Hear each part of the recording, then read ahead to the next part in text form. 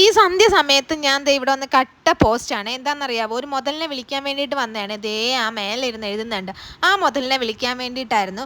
ഏകദേശം എന്നെ ഒരു അരമണിക്കൂറോളം അവിടെ വെയിറ്റ് ചെയ്യിപ്പിച്ച് അവസാനം ദേ ഇങ്ങനെ ആടിപ്പാടി വരുവാണ്.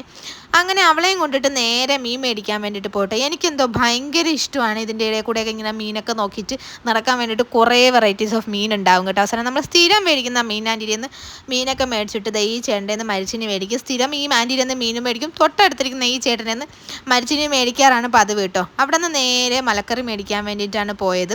സൗമ്യയ്ക്കാണ് ഇതൊക്കെ വാങ്ങിക്കാനൊക്കെ അറിയാമെന്നുള്ളത്. എനിക്കൊന്നും ഇത് അറിയത്തില്ല കേട്ടോ. സൗമ്യ അവിടെ നിന്ന് കറങ്ങി കറങ്ങി ആ ചേട്ടൻ്റെ അടുത്തൊക്കെ എന്തൊക്കെയോ ചോദിച്ചൊക്കെയാണ് മേടിക്കുന്നത്.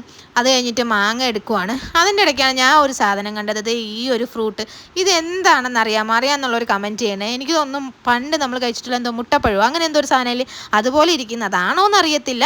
അതാവാൻ സാധ്യതയുണ്ട്. അത് കഴിഞ്ഞ് വീട്ടിൽ വന്നപ്പോഴത്തേനും അമ്മ ദേ കുറേ ദിവസമായിട്ട് പറിച്ച് വെച്ചിരിക്കുന്ന ഒരു പപ്പായയാണ് കേട്ടോ. അത് മുറിച്ചപ്പോഴാണ് അറിഞ്ഞത് റെഡ് ലേഡി വെറൈറ്റി ആണെന്ന്. അത് കണ്ടിട്ടുള്ള സന്തോഷമാണ് അമ്മയുടെ മുഖത്തുണ്ടായിരുന്നത്. അത് ഞങ്ങൾക്ക് ഇങ്ങനെ ഈ ഒരു പരുവത്തിന് കഴിക്കുന്നതാണ് ഇഷ്ടം കേട്ടോ. ഒത്തിരി പഴുത്തു പോയി ഞങ്ങൾക്ക് ഇഷ്ടമല്ല. ഇത് ഈ ഒരു പരുവത്തിന് ഇത് അങ്ങനെ അമ്മ തന്നെ എല്ലാവർക്കും കട്ട് ചെയ്ത് തരുവാണ് കേട്ടോ. ഭയങ്കര ടേസ്റ്റായിരുന്നു.